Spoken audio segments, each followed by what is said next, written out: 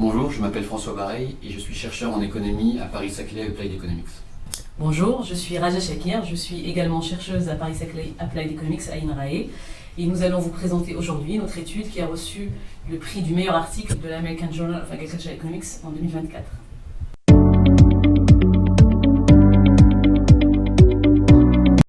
À l'heure où les phénomènes météorologiques extrêmes en lien avec le changement climatique se multiplient, la question de la résilience de l'agriculture française se pose de plus en plus. De nombreux travaux ont déjà montré l'impact négatif des chocs de température et de précipitations sur les rendements agricoles, mais ce qu'on ne sait pas vraiment, c'est comment est-ce que les agriculteurs s'adaptent concrètement face à ces changements et si leurs décisions permettent réellement de réduire les effets négatifs du changement climatique. C'est précisément ce que notre étude, publiée dans l'American Journal of Agricultural Economics, se propose d'éclaircir. La météo influence les rendements agricoles, mais cet impact est complexe.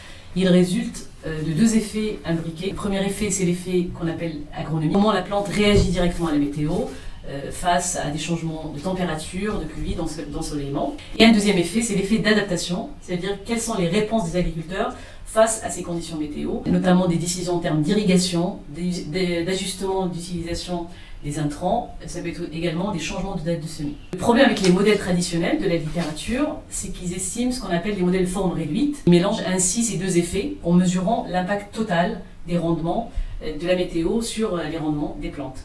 Ils ne distinguent pas l'effet agronomique d'un côté, ni les décisions d'adaptation.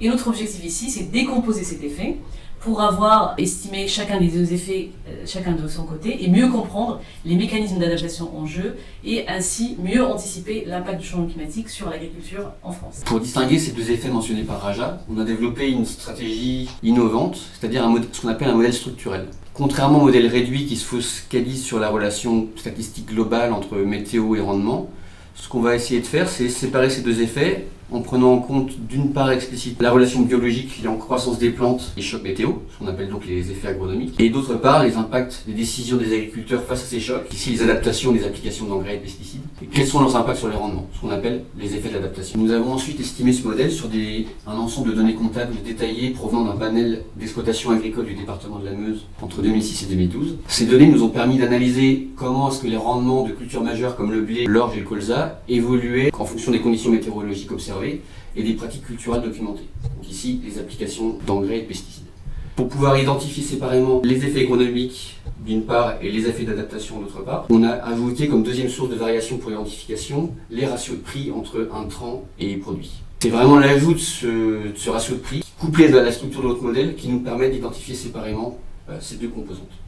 Nous avons trois résultats clés de notre étude. Premier résultat, c'est la convergence des résultats de l'approche structurelle avec l'approche forme réduite. Ainsi, nos modèles structurels reproduisent exactement les mêmes impacts agrégés de la méthode sur les rendements, similaires à ceux des modèles de forme réduite. Deuxièmement, notre rapport qui est innovant, c'est le fait d'avoir décomposé finement les effets de choc météo entre l'impact agronomique et l'impact de l'adaptation.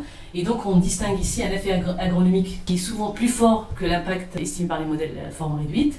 Et on a surtout un effet d'adaptation qui est significatif et positif. Ça, c'est quelque chose qui est important. Et cet effet d'adaptation permet d'atténuer les impacts négatifs des rendements en fonction des cultures et en fonction des scénarios climatiques de 1/4 à 2/3.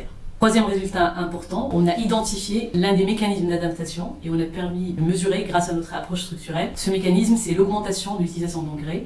Ainsi, on a démontré que les agriculteurs s'adaptent face aux variations météo en augmentant, en changeant les quantités d'azote qu'ils vont apporter à leur culture. Notre travail offre une meilleure compréhension de l'interaction entre climat, décisions de production des agriculteurs et rendement agricole. En identifiant clairement et séparément les effets de l'agronomique et les effets de l'adaptation, on arrive à fournir un cadre nouveau, plus précis, qui nous permet de mieux évaluer la résilience des systèmes agricoles sous des climats plus chauds.